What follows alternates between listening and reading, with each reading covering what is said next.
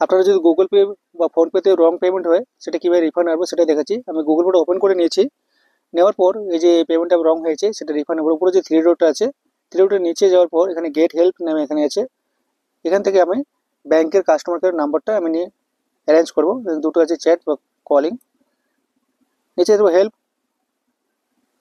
My payment with my payment এটা আছে, এখানে সিলেক্ট করবো। দেওয়ার পর এখানে ব্যাংকের সব নাম্বার এখানে পাবো।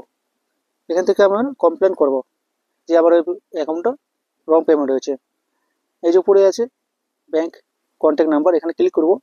দেওয়ার পর এখানে আপনার যে ব্যাংকের অ্যাকাউন্ট আছে সেই ব্যাংকের এখানে ডান সাইডে কন্ট্যাক্ট ডিটেলস, এই নাম্বারগুলোতে আপনারা অভিযোগ জানাতে পারবেন যে আমার এই অ্যাকাউন্টে রং পেমেন্ট হয়েছে।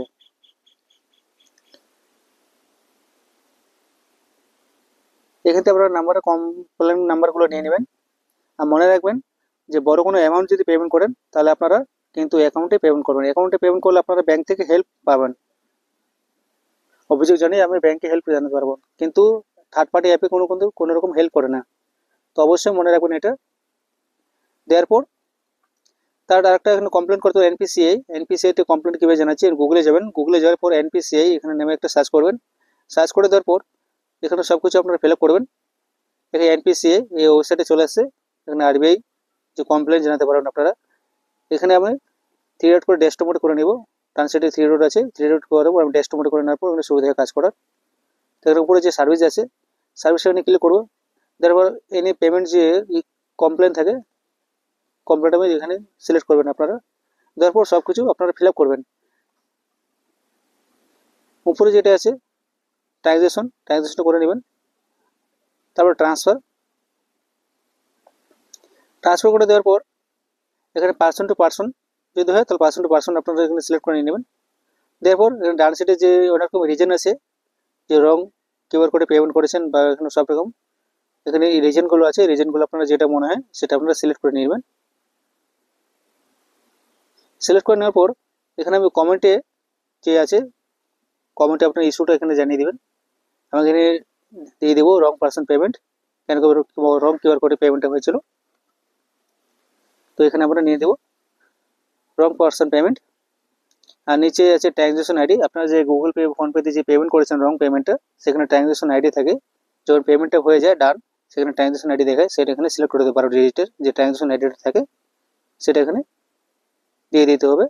আর ডেট টু ট্রান্সফার মনে রাখবেন, এখানে যেদিন আপনারা কমপ্লেন করেছেন সেই ডেটটা না, কিন্তু আপনি যেখানে পেমেন্টটা করেছেন যেই ডেটে সেই ডেটটা এখানে হবে। ট্রানজ্যাকশন টু ডেট, যেই ডেটে আপনার ট্রানজ্যাকশন হয়েছিল। এটা যাতে কোনো রকম কনফিউজ না হয়, এটা মনে রাখবেন মাথায়। ট্রানজ্যাকশন আইডিটা আমি দিয়ে দিলাম। দেওয়ার পর এখানে ডেটটা আমি সিলেক্ট করে দিয়ে দিব।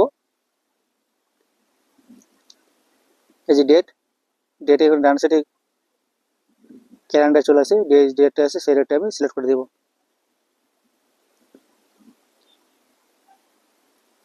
ডেটটা দেওয়ার পর আমার যে ব্যাংক অ্যাকাউন্ট থেকে ডেবিট হয়েছে সেই এখানে ব্যাংকটা আমি এখানে সিলেক্ট করে দিব। এখানে সব রকম ব্যাংক আছে, আপনার যে ব্যাংক অ্যাকাউন্ট থেকে ডেবিট হয়েছে টাকাটা সেই ব্যাংকটা সিলেক্ট করে দেওয়ার পর তারপর কত টাকা এখানে ডেবিট হয়েছিল সেই টাকাটা এখানে আমি দিয়ে দেবো। দেওয়ার পর এখানে ইমেল আইডিটা দিয়ে দিবেন। ইমেল আইডি দেওয়ার পর আপনি এখানে কনফার্মেশন মোটামুটি 1 থেকে 2 দিনের মধ্যে আপনার ইমেল আইডিতে মেল পেয়ে যাবেন যে আপনার অ্যাপ্রুভ হয়েছে কিনা। আর রিফান্ড মনে রাখবেন, রং পেমেন্ট হওয়ার পর 4 ঘন্টার মধ্যে আপনারা করবেন কমপ্লেন, তাহলে আপনার রিফান্ড পাওয়ার সম্ভাবনা বেশি থাকে। যদি লেট করে কমপ্লেন করেন তাহলে রিফান্ড কিন্তু পাবেন না।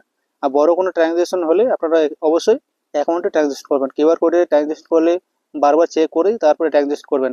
কেন কি ট্রানজ্যাকশন যে কিউআর কোডটা করছেন সেখানে কোনো রকম ভুল হলে ব্যাংক কিন্তু কোনো রকম হেল্প করতে চায় না। থার্ড পার্টি অ্যাপের ওপরে কোনো অ্যালাউ নেই। যদি অ্যাকাউন্টে থেকে করেন তাহলে অবশ্যই আপনারা দরখাস্ত করে ব্যাংক থেকে হেল্প নিতে পারবেন।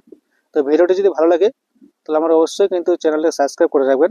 সাবমিট করে দেওয়ার পর এখানে যে একটা শেয়ারের যে নাম্বারটা থাকে এটা আপনারা কপি করে নিয়ে নেবেন, কেন কি আপনারা এখানে স্ট্যাটাস পরে দেখতে পাবেন।